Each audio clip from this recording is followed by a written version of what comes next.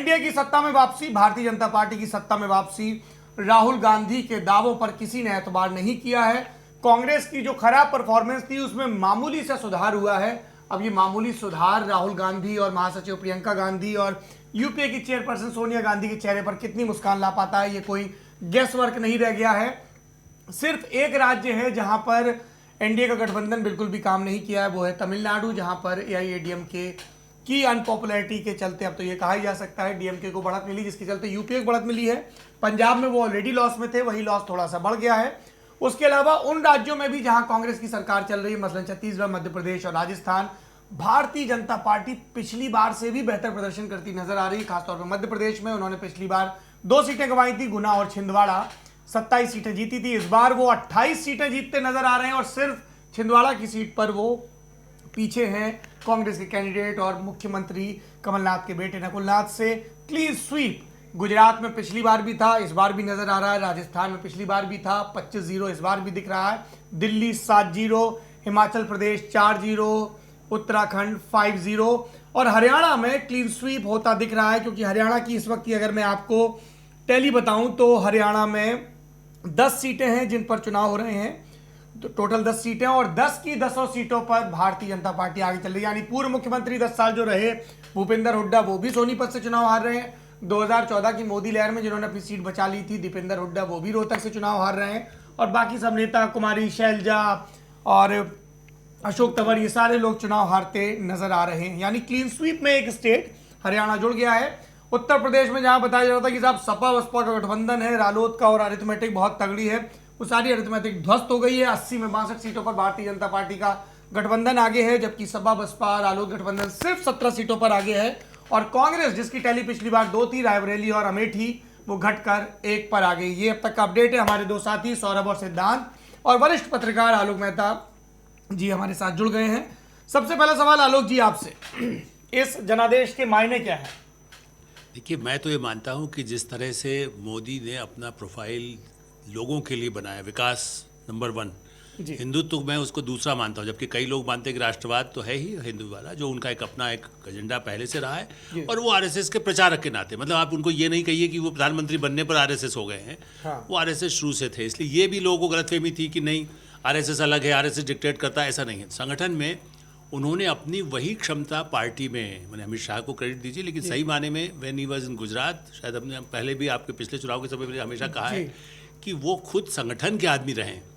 तो एक तो उन्होंने संगठन को अपना खड़ा किया, अपार्ट फ्रॉम आरएसएस, मतलब उनका अपना नेटवर्क कंप्यूटर में गुजरात के समय से रहा है। चलिए आलोक जी, आपको थोड़ी देर के लिए रोकूंगा। अमित शाह का आपने जिक्र किया, अमित शाह पार्टी मुख्यालय पहुंच रहे हैं और उनका वैसा ही स्वागत हो रहा है जैसा पिछली दफा नरेंद्र मोदी का हुआ था। ध्यान रखिए, तब नरेंद्र मोदी के कमांडर अमित शाह यूपी के प्रभारी थे, इस बार पूरे देश के अध्यक्ष हैं।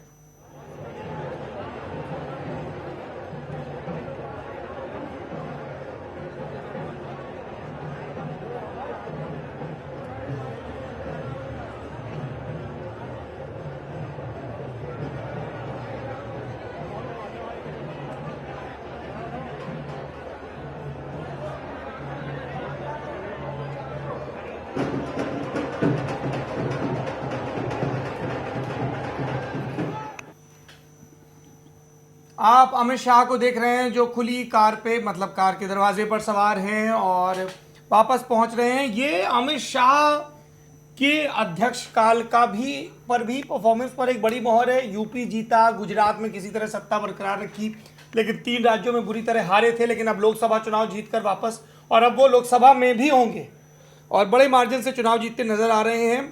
5.5 लाख का मार्जिन है। ये भी देखिए कितना दिलचस्प है। देखिए जिस तरह से अमित शाह हर चौराहे पर, मतलब हर मोहल्ले में अब डिब्बा लगा कर रखते थे कि भाई कौन किसका कोई काम है, किसी का स्कूल का एडमिशन है, किसी का अस्पताल का भर्ती का, ये जो काम डोर टू डोर एक समय में जब से वो करते रहे विधानसभा के स्तर, उसका फायदा अडवाणी जी को मिलता था।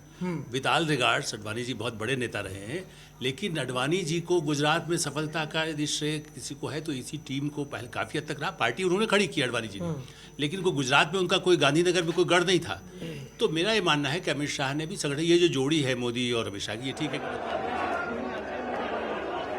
लग रहे थे और उनका कार्यकाल भी, ये भी अभी चूंकि वैसे तो भव्य स्वागत हो रहा है, लेकिन ये भी सही है कि अभी अध्यक्ष पद के लिए अब दूसरा कोई अध्यक्ष जल्दी ही आना है, क्योंकि चुनाव का उनका संविधान कार्यकाल है, खत्म इनका हो रहा, लगातार 2 संविधान कार्यकाल, है, जी। इसलिए उसके बाद उनको और महत्वपूर्ण जिम्मेदारी मिले, और लेकिन तब भी बागडोर इन दोनों के हाथ में रहेगी। दूसरा भी कोई अध्यक्ष होगा तो इनका मार्गदर्शन, चूंकि जितने बड़े पैमाने पर इन्होंने सदस्यता बनाया है, तो इसलिए मैं जोर दे रहा हूँ कि देखिए विकास और संगठन, उसके बाद ठीक है हिंदुत्व, चूंकि उसको भी वो अपना मानते हैं कि हमने ऐसे लोग, योगी आदित्यनाथ, मैं और आप कितनी बार हो सकता है प्रज्ञा सिंह की हम लोग 50 आलोचना करते रहे, उन्होंने उसको सिद्ध करने के लिए कि नहीं हम इनके बल पर भी, क्योंकि उन पर चेहरा, उनके ऊपर भ्रष्टाचार, योगी आदित्यनाथ है खुद पर भ्रष्टाचार, मनोहर लाल आपने जैसा कहा, देखिए एक भी, और एक समय था, यदि आपको ध्यान हो सौरभ जी, पुराने आप पत्रकार हैं, कि जिस समय संगठन का काम नरेंद्र मोदी करते थे तो दोनों एक ही कमरे में मनोहर लाल रहते थे, तो उनको मालूम है कि कितने ईमानदार आदमी हैं। तो नीचे भ्रष्टाचार है नहीं कि कोई क्रांति हो गई, प्रभारी भी रहे नरेंद्र मोदी, ये जाते थे वहीं ठहरते थे। सुषमा स्वराज ने ही इनका कहा कि आप कहाँ पर ठहरेंगे, किन लोगों से मिलेंगे। सुषमा स्वराज भी एक तरह से गाइड करती थी, वो हरियाणा की थी 77 से, उस जमाने से। तो ऐसे लोग लाए जो भ्रष्टाचार, हरियाणा में छवि क्या थी, भ्रष्ट, जो चीफ मिनिस्टर आएगा वो कहेगा अच्छा ये मकान किसका अच्छा है, नेट भाई घर भिजवा देना, कितना पैसा भिजवाता है। वो जो चौटाला हुड्डा राज में रहा, और चौटाला राज में ज़्यादा, जो अब जेल में ही है, तो ऐसी स्थिति से लोगों को लगता है कि नहीं बदलाव आया है। ये जो चेंज कुछ अपने इन्होंने किए, उससे मोदी की क्रेडिबिलिटी बढ़ी, जिनको इन्होंने मुख्यमंत्री बनाया। भ्रष्टाचार यूपी में कम हुआ है, मैं नहीं कहूँगा आज भी, चाहे कितनी ही सफलता मिल गई हो, नीचे के लेवल पर है, लेकिन ऊपर के लेवल पर लगा कोई सीधे जा करके नहीं था। मायावती जी का, बहन जी का ये स्थिति रही है कि जब वो पावर में नहीं रहती थे, 50 लाख के हीरे दवारात खरीदती थी, उन शॉप जो उसके ओनर हैं उनके नंबर मेरे पास हैं। अच्छा, तो इसलिए आज उसके बाद वो वो कार्यकर्ताओं पे खर्च नहीं करती, लोगों पर खर्च उतना नहीं करती, खाली पैसा पार्टी के लिए लोग मानते थे। आज वो वोट बैंक मान के, आज उन लोगों ने इस आधार पर, तो एक इस चुनाव का निष्कर्ष जनादेश का ये है, आप जातिगत आधार पर जो हमारे प्रगतिशील मित्र, जो मैं अपने को शामिल इसलिए कराऊँ कि हम लोग हमारे सब साथी रहे हैं, जो ये मानते थे कि नहीं जाति इस आधार पर है, इस आधार पर, इस आधार पर है, पार्टियों में भी इसी तरह होता था, वो सब टूटा है। 20 साल में स्थितियां बदली हैं। जो मुलायम सिंह जी जब आए थे और मायावती और काशीराम के साथ क्या हुआ, आज वही फार्मूला नहीं चलता है। आज आपकी डिजिटल क्रांति आ गई तो कोई मुझे पढ़ रहा है, कोई आपके उस पर देख रहा है, वो लर्न आप ज़्यादा पॉपुलर होगा, कोई मेरा पूछेगा आप कहाँ काम करते हैं। तो ये जो अंतर समाज में आया है, इसको नहीं भाप के में हम पुराने हिसाब से सोचे, नहीं 1 करोड़ लोग मुझे पढ़ रहा है, चुनाव में खड़े हो जाए तो जमानत जब्त हो जाएगी ना। हमारे कई साथी पत्रकार गए इसलिए उस दृष्टि से मैं कह रहा हूँ, चाहे एमजे अकबर से लेकर आशुतोष तक, वो हर चीज़ की सफलता के फार्मूले बदले हैं। उन्होंने उसको पकड़ा है ज़मीन को कि गैस, मैं आपको उदाहरण दूंगा यदि 1 मिनट दें आप। जी। जब दिल्ली में हम लोग गैस लेना शुरू किया, ब्लैक में मिलती थी गैस, कभी है तो भाई आज सौरभ जी आए हैं यार, ललन टाप प्रोग्राम करते हैं, अरे भाई गैस जल्दी से अच्छी बना दो, एक अच्छा कप प्लेट ले आना। मैं अपना बात कह रहा हूँ कि ऐसा कोई आएगा तो ये कहे, और जब नहीं है तो गैस तो चूंकि बहुत दिनों बाद नहीं आएगी, बीच में तो गैप रहता था, 90s की बात कर रहा हूँ मैं आपको, 80s उसके बाद जब आई हैं तो होता था स्टोव पे बन रहा है, जल्दी स्टोव पे बन जाएगी, चाय बन जाएगी, कुछ और चीज़ बनना है, कुछ चीज़ें गैस पे बनेगी। जिन घरों में गैस पहुँची, बहुत लिखा और बोला जाता है कि रिफिलिंग नहीं हो रहा है, मेरा लोगों से बात करने मालूम है उनको घर में तो रखा है ना जी, आगे दामाद आएगा तब गैस बनेगी। शौचालय बन गया। नॉर्थ ईस्ट की एक बच्ची हमारे यहाँ 6 साल काम किया, वो जा कर के अपने घर में असम के बहुत रिमोट गांव में, जहाँ कोई ट्रेन नहीं है, बस बड़ी मुश्किल से कभी पहुँचती है दूर दराज पर, वो वापस वहाँ जाकर मकान बनाया। मैंने इसलिए उदाहरण बता रहा हूँ जिनको मैं जानता हूँ, जो मेरे संपर्क में आए। मणिपुर के बच्चे दिल्ली में रहते हैं, इन सबके रोजगार का भी कोई रिकॉर्ड नहीं है। जब ये कहा जाए रोजगार नहीं है, मेरा ये कहना है आप फरीदाबाद जाइए सौरभ जी, इस प्रोग्राम के बाद 2-4 दिन बाद मैं आपको नंबर दूंगा कि लोग कहते हैं कि स्किल डेवलपमेंट सेंटर में जो निकलते हैं उन सबको हमने रोजगार, हमारे पास लोग और चाहिए हमको जी। लेकिन क्या होता है, 15,000 पर मेरा ड्राइवर है, उसका कोई रिकॉर्ड तो भारत सरकार के पास नहीं है कि वो ड्राइवर का काम किसके घर में कर रहा है। नरेंद्र मोदी भी यही कहते हैं। मैं उनका नहीं, मैं आपको बता रहा हूँ, नरेंद्र मोदी भी कहते हैं कि भाई हर चीज डेटा में नहीं आ सकती, बहुत सारे लोगों को रोजगार मिला है। मुझे आंकड़ों पे भरोसा करना चाहिए। संपादक यदि मैं कहूँ आप फिगर ला के देंगे तो मैं बहस नहीं कर पाता, क्योंकि मेरे पास मैं इकोनॉमिक आदमी नहीं हूँ। और मनमोहन सिंह जी ने 91 में मुझे, जब वो बने थे 91, हाँ, जब नरसिंह राव की सरकार में वित्त मंत्री, पहला इंटरव्यू उन्होंने नोवा टाइम्स को हमें दिया था। अच्छा। तब क्या कहा था, मैंने उनसे कहा कि साहब वो जो पापड़ बड़ी बनाने वाले हैं, क्योंकि मैं तो गाँव से आया ना, वो महिलाएं, उनका क्या होगा जब मल्टीनेशनल आने शुरू हुए। तो उन्होंने कहा, पहले बजट के बाद का इंटरव्यू था, तो उन्होंने क्या कहा, they have to compete with, अब भाई मल्टीनेशनल से मेरे गांव की बड़ी और पापड़ बनाने वाली लघु जो कुटीर वाली है वो कैसे काम करेगी? उसका नतीजा आज भारत में ये हुआ है कि वो पीछे चले गए। चिप्स वही 50 रुपए की चिप्स मिलती है जो 5 रुपए में किस गरीब को उसके आलू के पापड़ हम लोग घरों में बंद करके जाते थे और पास में कोई दूसरा बना करके खिलाता था। देश में जो हुआ है आर्थिक, दो पैरेलल चलता रहा है जी। उसमें इन्होंने भी, जैसे खादी में, आश्चर्य की बात यह है कि गांधी की सरकार के समय, मतलब कांग्रेस की सरकार के समय, खादी का वो नहीं बढ़ा। अब उसमें फिगर में जाइए तो उनका बढ़ गया, जबकि महंगी हो गई है खादी, ये भी बात है। लेकिन बड़े पैमाने पर खादी ग्रामोद्योग मोदी सरकार में बढ़ा, तो उसका फायदा हमें आपको पता नहीं चल रहा है। ये जो एक दूसरे का विरोधाभास है, ये ठीक है। जो कुछ कट्टरपंथी उससे सक्रिय हुए, लिंचिंग हुए, और हमें उम्मीद नहीं थी कि उत्तर प्रदेश में ऐसी सफलता मिलेगी लिंचिंग वाली घटनाओं के बाद। अच्छा। निश्चित रूप से पत्रकार के नाते भी, और लोगों का परसेप्शन, यंग लोगों में बड़ा गुस्सा था। जो यंग लोग विदेश से आकर के या इस शहर से दूसरे शहर जा कर के वोट देने गए थे 2014 में, इस बार वो नाराज भी थे जी।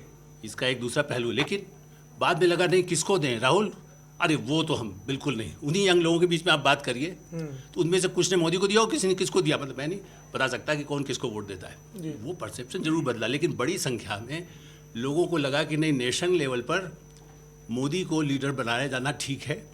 राहुल गांधी उस तरह का अपना एक, उन्होंने जैसे कहते हैं ना, परसेप्शन बनना बड़ी बात है जी। वो इनका इंटेंशन बहुत अच्छा हो सकता है, लेकिन परसेप्शन उनका जो गड़बड़ था, और कोई दिखाई देता, अरे कौन आएगा, मायावती आएंगी, कौन आएगा, देवगौड़ा आएंगे, तो मतलब उससे जो कन्फ्यूजन हुआ उसका भी फायदा बीजेपी को मिला है। चलिए, इस वक्त की बड़ी खबर आपको बता देते हैं। आप में से कई लोग लगातार पूछ रहे हैं। सबसे पहले बेगूसराय, जिसके लिए बार बार पूछ रहे थे बेगूसराय कब जाओगे और बेगूसराय में क्या लग रहा है। बेगूसराय में भारतीय जनता पार्टी के उम्मीदवार गिरिराज सिंह सीपीआई के उम्मीदवार कन्हैया कुमार से 3,90,000 वोटों से आगे चल रहे हैं। कन्हैया कुमार दूसरे नंबर पर हैं, तीसरे नंबर पर राष्ट्रीय जनता दल के तनवीर हसन हैं। ये एक अपडेट है।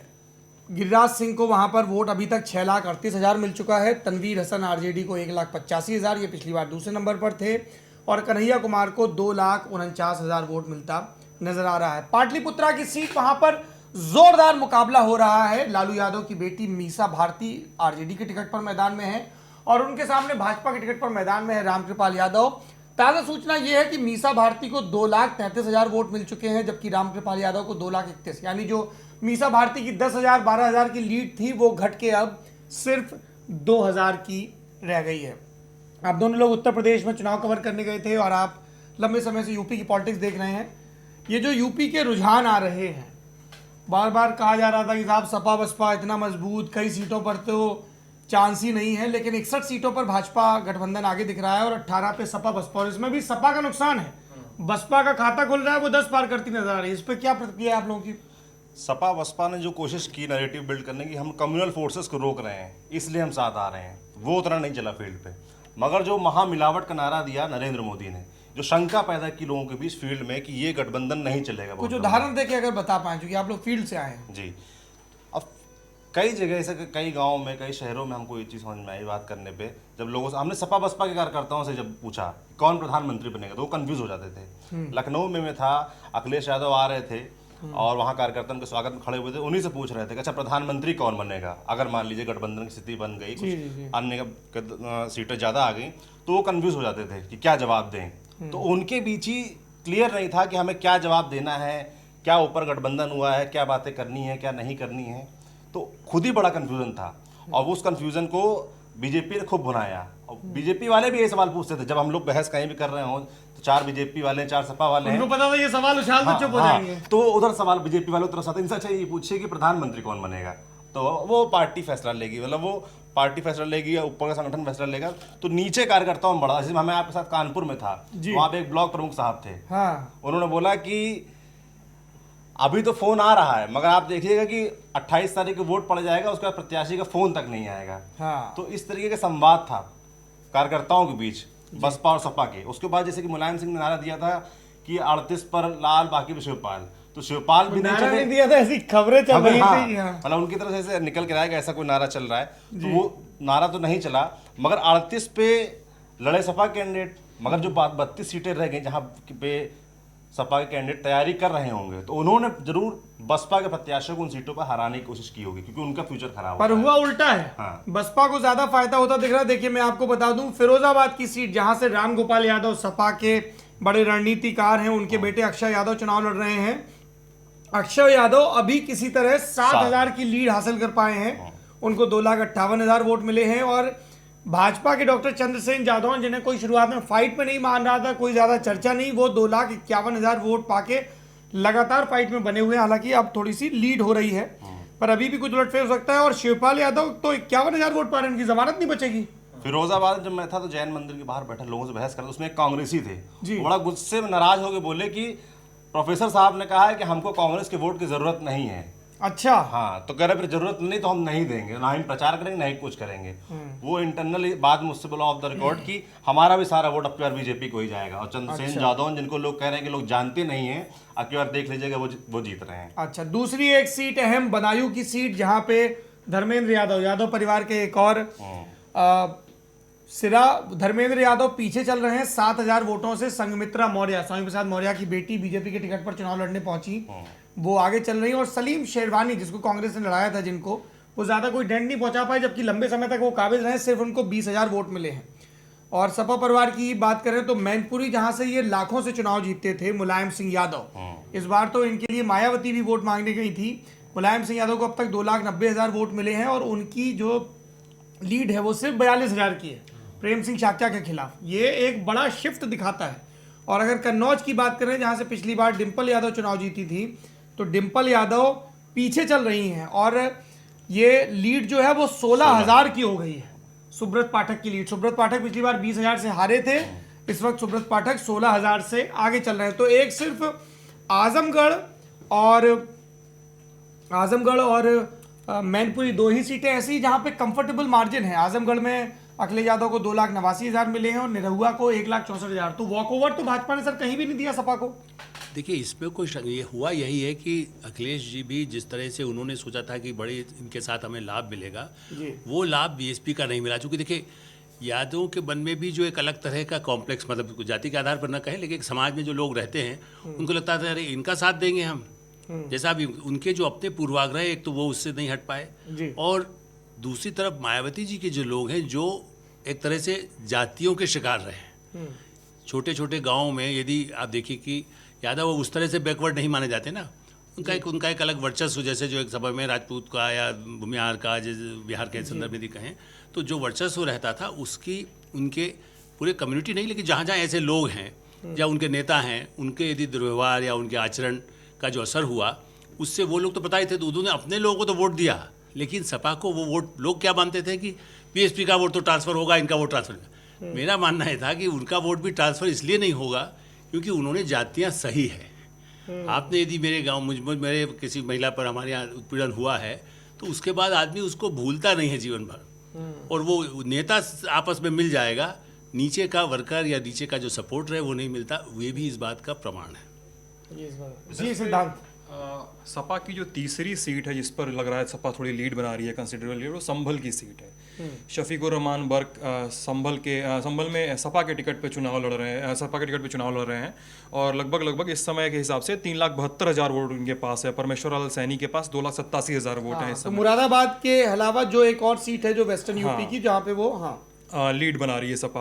और इसके अलावा जैसे गठबंधन की बात शुरू हुई थी जब, तो गठबंधन के बाद तो रालोद भी शामिल है इसमें। और बागपत का किस्सा याद आता है जी। कि जहाँ पे गठबंधन फेल कैसे कर रहा है और किस एजेंडे पे, किन पॉइंट्स पे फेल कर रहा है। सिरसली गांव है वहाँ पे, तो वहाँ पे हम लोग गांव में लोगों से बात कर रहे थे और जयंत चौधरी की सभा होने वाली थी। तो वहाँ पे लोग बैठे हुए थे, कई बूढ़े जाट बैठे हुए थे, हुक्का उक्का पी रहे थे। तो बातचीत शुरू हुई तो जयंत चौधरी के बारे में, अजित सिंह के बारे में, चौधरी चरण सिंह के बारे में कई सारी बातें हुई। तो वहाँ पे एक 20-22 साल का एक लड़का था और वो सफ़ेद कुर्ता पजामा पहने हुआ था, उस पर गमछा उमछा टांगा हुआ था, जिसपे हैंड पंप वगैरह बना हुआ था, RLD का जो चुनाव चिन्ह है। तो माइक कैमरा उसकी तरफ बात करते करते घूमा और वो भाई कैमरे पे जयंत चौधरी के एकदम तारीफ में कसीदे करने लगा कि भाई जाटों पे बहुत जातियाँ हुई हैं, जाटों को अजीत सिंह ही जिला सकते हैं और जयंत चौधरी उनके अवतार हैं, चरण सिंह के अवतार हैं। इस तरह की बात शुरू, हाँ, इस तरह की बातें शुरू हुई है। अब लेकिन मज़ेदार बात इसके बाद, अवतार कैसे हो सकते हैं, तो टेक्निकली गलत है। चौधरी चरण सिंह ने इंदिरा गांधी को अपने घर न्योता था जब जयंत चौधरी पैदा हुए थे अमेरिका में। अब इसके बाद मजेदार बात ये आती है कि वहां पे बातचीत बंद हुई हमारी, और हम लोग उस गांव से चलने के लिए अपनी गाड़ी में बैठे, तो वो जिस लड़के ने ये सब बातें बोली थी, वो उसने आगे गाड़ी का दरवाजा पकड़ लिया।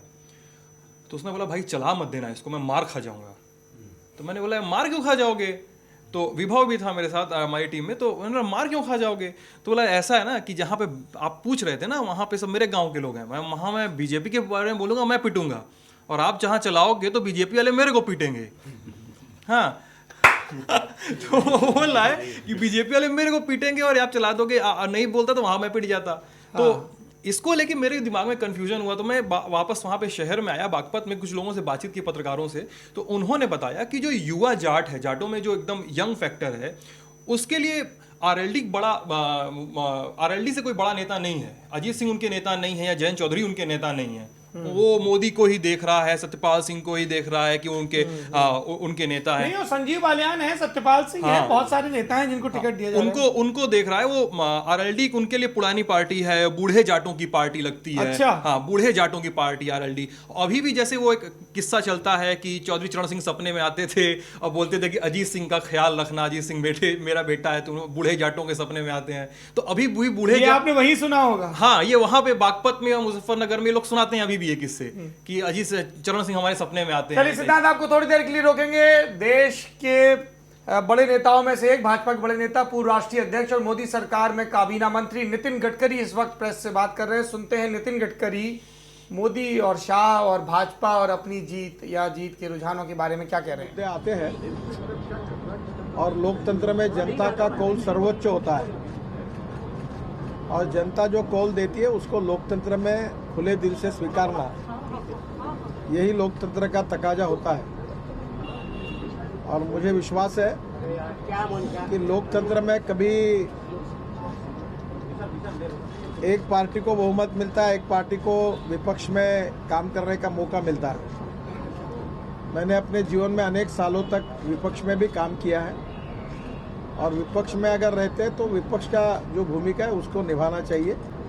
जहाँ तक आप कह रहे किसी ने संन्यास वगैरह नहीं लेना चाहिए, ये अभिनिवेश में लोग बोलते हैं, काम करना चाहिए सबने मिलकर लोकतंत्र को यशस्वी करना, क्योंकि ये हमारा जो चुनाव था, ये दुनिया का सबसे बड़ा लोकतंत्र विश्व का हमारा देश है, और लोकतंत्र का ये सबसे बड़ा उत्सव था। इसमें लोगों ने बहुत अच्छे तरीके से भाग लिया है। अब चुनाव में जो विषय आए थे उसको बड़े दिल से छोड़कर अब फिर से एक बार पूरे देश की जनता नए भारत के निर्माण के लिए जुटे, और जनता का जो भी मैंडेट होता है उसको स्वीकारना, यही लोकतंत्र में सभी लोगों के लिए जिम्मेदारी होती है।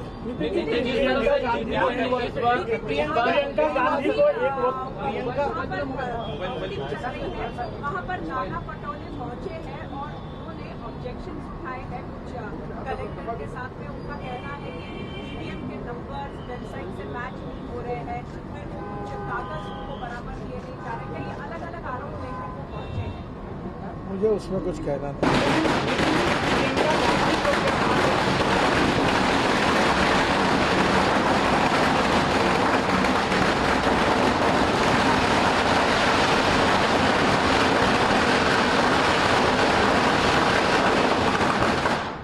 प्रियंका गांधी को इन वक्त पे कांग्रेस ने उतारा, तो क्या आपको लग रहा है कि कांग्रेस का तुरुप का जो पत्ता थी प्रियंका गांधी, वो भी फेल हो गई? देखिए, चुनाव होता है, और चुनाव में सभी नेता कार्यकर्ता शक्ति के साथ काम करते हैं। जो जनता का मैंडेट होता है, अंतिमता जो निर्णय आता है उसको स्वीकारना है, यही लोकतंत्र में अच्छा होता है।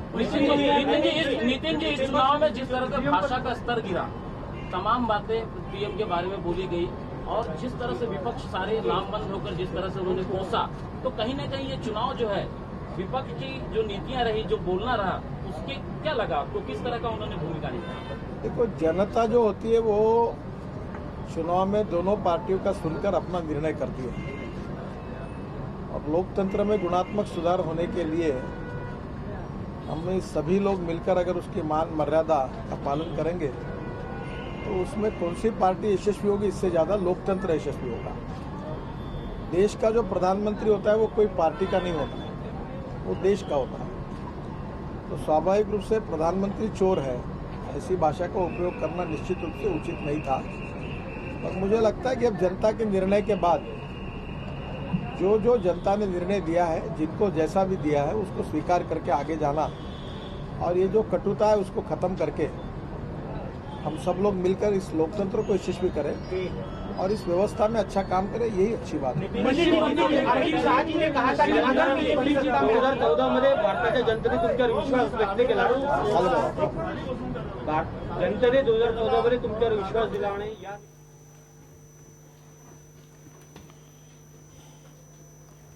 नितिन गडकरी भारतीय जनता पार्टी के पूर्व अध्यक्ष और मोदी सरकार में मंत्री नागपुर से बढ़त बनाए हुए हैं। उनका चुनाव जीतना लगभग तय माना जा रहा है। उनकी विपक्ष को नसीहत, कोई रिटायर मत होइए, बस इतना ध्यान रखिए कि प्रधानमंत्री के लिए उल्टे सीधे शब्दों का इस्तेमाल नहीं करना है, सब लोगों को मिलकर देश को आगे बढ़ाना है। ये Nitin Gadkari style of politics है। वो कभी भी विपक्षियों को लेकर बहुत तीखे बोल कभी भी नहीं बोलते हैं और हमेशा इस चीज़ की हिदायत देते रहते हैं। इस वक्त की बड़ी खबर, उत्तर प्रदेश में एक बार फिर से जयंत चौधरी बागपत की सीट पर 6-7 हज़ार वोटों के मार्जिन से आगे हो गए हैं। मैनपुरी की सीट पर मुलायम सिंह यादव लगभग 50-55 हज़ार की बढ़त बनाए हुए हैं। आजमगढ़ की सीट पर अखिलेश यादव की बढ़त है। मुरादाबाद की सीट पर इमरान प्रताप गढ़ीत की जमानत जब्त होती नजर आ रही है और एसटी हसन जो सपा कैंडिडेट हैं उनकी बढ़त निर्णायक है। 1,10,000 की बढ़त है। सर्वेश सिंह के मुकाबले संभल में निर्णायक बढ़त है। इसके अलावा अगर हम बदायूं की सीट की बात करें तो वहां पर धर्मेंद्र यादव पीछे चल रहे हैं। मेरठ में निर्णायक बढ़त है। सहारनपुर में काफ़ी बड़ी बढ़त है। ये कुछ इलाके, रायबरेली में सोनिया गांधी की लगभग 1.5 लाख की बढ़त है। अमेठी में धीमे धीमे स्मृति ईरानी की बढ़त बढ़ती जा रही है। 17,000 के लगभग मार्जिन पहुंच गया है। तो अमेठी में एक दिलचस्प मुकाबला है जिसमें स्मृति ईरानी लगातार आगे हैं और कन्नौज में भी लगातार सुब्रत पाठक की बढ़त नजर आ रही है और वो धीमे धीमे बढ़ती जा रही है। इस वक्त की अगर मैं बात करूं तो सुब्रत पाठक 14,000 वोट से अब आगे हो गए हैं। तो लगातार इनकी, और यहाँ पे मेरे ख्याल से कन्नौज और अमेठी के अलावा अब कहीं ऐसा बहुत क्लोज मुकाबला दिख भी नहीं रहा। उत्तर प्रदेश की बात करूं, बिहार की बात करूं तो बिहार में मीसा भारती का एक चुनाव ऐसा है जिस पे अभी भी लोगों की नज़र बनी हुई है क्योंकि वहाँ पे दिलचस्प मुकाबला हो रहा है मीसा भारती और रामकृपाल यादव के बीच में। वहाँ का आपको लेटेस्ट आंकड़ा बता देता हूँ पाटलिपुत्रा का। पाटलिपुत्रा में मीसा भारती 2,051 और रामकृपाल यादव मीसा भारती 2,51,000 और रामकृपाल यादव 2,50,000। तो इन दोनों के बीच की जो लीड है वो अब घट के 1,500 की रह गई है। 2,000 से घट के 1,500 हो गई। तो यहाँ पर भी हो सकता है कि मीसा भारती चुनाव हार जाएं। गठबंधन की हालत बिहार में भी खराब है, उत्तर प्रदेश में भी खराब है। उत्तर प्रदेश और बिहार के बारे में खासतौर पर यूपी के बारे में बात कर रहे हैं। हमारे साथ हैं वरिष्ठ पत्रकार आलोक मेहता जी और हमारे साथी सौरभ और सिद्धार्थ। अगर अमेठी से राहुल गांधी चुनाव हार जाते हैं तो कांग्रेस और राहुल गांधी के ब्रांड के लिए कितना बड़ा झटका है? अध्यक्ष चुनाव हार गया यूपी से। देखिए, निश्चित रूप से इसका तो नुकसान होगा ही, चूंकि परसेप्शन वो भी ये थी कि कोई विद्रोह नहीं हो जाएगा, पार्टी में ऐसा कोई नेता नहीं है जो एकदम गांधी परिवार के खिलाफ खड़ा हो जाए। और खास करके इसीलिए मेरा ख्याल है कि वो एक आकलन पहले भी हुआ था कि यहाँ कुछ खतरा दिखाई दे रहा है, इसलिए वो केरल वो चले गए। वहाँ से तो 2-2.5 लाख से उनको जीतने की जो अभी तक बीच में रिपोर्ट मिल रही थी। तो मुझे लगता है कि वो बने रहेंगे, सांसद भी बने रहेंगे, पार्टी अध्यक्ष भी बने रहेंगे, वो कहेंगे संगठन को मजबूत करना है। लेकिन मुझे लगता है फिर उनको नए सिरे से ही राजनीति के लिए हर जगह ज़मीन तैयार करना पड़ेगी। अमेठी की चूँकि चर्चा है, वैसे थोड़ा सा एक संदर्भ सौरभ जी दूंगा जी प्लीज़, कि 76 में वहाँ पर सड़क बनने के लिए कांग्रेस के युवा कार्यकर्ताओं का शिविर लगा और बाकायदा कंधे पर जो तगारी रख करके जो होता था ना, जो गांधी विनोबा का जो एक शैली थी कांग्रेस की एक समय में, इंदिरा गांधी मतलब कहने को इमरजेंसी भी थी, लेकिन आप देखें कि वहाँ 15-20 दिन 1 महीने करीब कैंप लगा। जी महेश जोशी उसके इंचार्ज थे, जो कि समय कभी मध्य प्रदेश मंत्री भी रह दिया, जी जी बाद में बहुत जाकर जी वो युवा कांग्रेस के यहाँ अंबिका सोनी के साथ महासचिव भी थे। जी ऐसे पूरे उन लोगों ने शिविर किया। हम लोगों ने उस ज़माने में साप्ताहिक हिंदुस्तान में था 2 पेज की बड़ी एक स्टोरी भी छापी, कैसे श्रमदान से सड़क अमेठी की बनाई गई। मैं इसलिए कह रहा हूँ कि शुरुआत गांधी का वहाँ पर अमेठी क्षेत्र में किस तरह से प्रभाव बढ़ा था। और राजीव गांधी भी वहाँ बीच में जाते रहे। तो राजीव गांधी तो खुद पायलट थे ना, इसलिए वहाँ उस तरह की एकेडमी भी हो जाए, कुछ और काम हो जाए। एनडी तिवारी के समय में भी कुछ उद्योग का विस्तार हुआ। जी राहुल जी से हमारी शिकायत, मतलब मैं वहाँ का कोई वो नहीं हूँ, उत्तर प्रदेश का नागरिक भी नहीं रहा, लेकिन मेरा ये कहना है कि आप 15 साल एमपी रह करके भी छोड़ दिए और आपकी सरकार थी 10 साल, आपने उस इलाके के लिए जितना करना चाहिए था न ध्यान दिया गया। उस माधवराव सिंधिया ने ग्वालियर में इस तरह की ट्रेन चलवाई स्पेशल, सब ग्वालियर को बहुत कुछ अच्छा किया। उसके बाद लेकिन ज्योतिरादित्य सिंधिया को लगता है राज एक विरासत में मिला।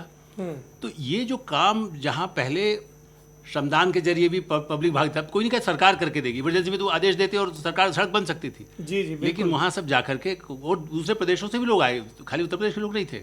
मेरा ये कहना है कि जब इस तरह की पार्टी संगठन खड़ा होता है, लेकिन क्या है, राहुल जी के पास कुछ समय पहले मध्य प्रदेश सागर के लोग गए जब उनकी सरकार थी जी, उनसे कहा कि केंद्रीय विश्वविद्यालय में, जो कि सागर में केंद्रीय विश्वविद्यालय, हाँ जी, तो कहा गया कि यहाँ पर ये कुछ समस्या है, और उसमें तो मतलब यदि उसको पॉलिटिकल रूप में कहें, क्योंकि कांग्रेस के ही लोग थे, उन्होंने कहा कि वहाँ बीजेपी के ही लोग डोमिनेट करते हैं और हम लोगों का ऐसे वैसे वहाँ नुकसान हो रहा है। तो उन्होंने कहा अच्छा ऐसा है कि 20 मिनट की मुलाकात थी, यंग लोग थे वो, उन्होंने कहा, और बड़े अच्छे कांग्रेस के परिवार के थे, उनके मैंने इंदिरा गांधी के साथ काम करने वाले परिवार के लोग थे वो। अच्छा, और उन्होंने कहा अच्छा ऐसा है, सागर का गजट मेरे पास भेज देना।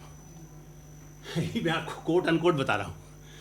तो ये आप यदि उस तो स्थिति से हेमंत चला, विश्व शर्मा जो कुछ कहते हैं राहुल गांधी बारे में, वो सही कहते हैं कि वो एक राजनीतिक समस्या बता रहे हैं, आप अपनी दिलचस्पी गजट भेज देना। वो ठीक है, सागर कभी आएंगे फिर देखेंगे क्या वहाँ के लिए क्या है। भाई विश्वविद्यालय की समस्या गजट से उसका कोई, वो बेचारे आकर के मुझसे मिले, उन्होंने कहा क्या बताइए हम गए थे मिलकर के आके क्या, तो अब उसको हमने कोई छापा नहीं। आज इसकी चर्चा इसलिए कर रहा हूँ कि आप उनको उन चीज़ों को, या आपने कहा भाई मनमोहन सिंह जो हम नहीं कुछ कहेंगे, अरे भाई आपकी सरकार है, यदि आप एज MP यदि कहते कि साहब ये सागर में समस्या है, अमेठी के लिए करना, हो सकता है कुछ चिट्ठियाँ भेजी, मैं नहीं कह रहा हूँ नहीं उनका स्टाफ काम करता था, कुछ लोग लेकिन NGO की तरह चला रहे थे।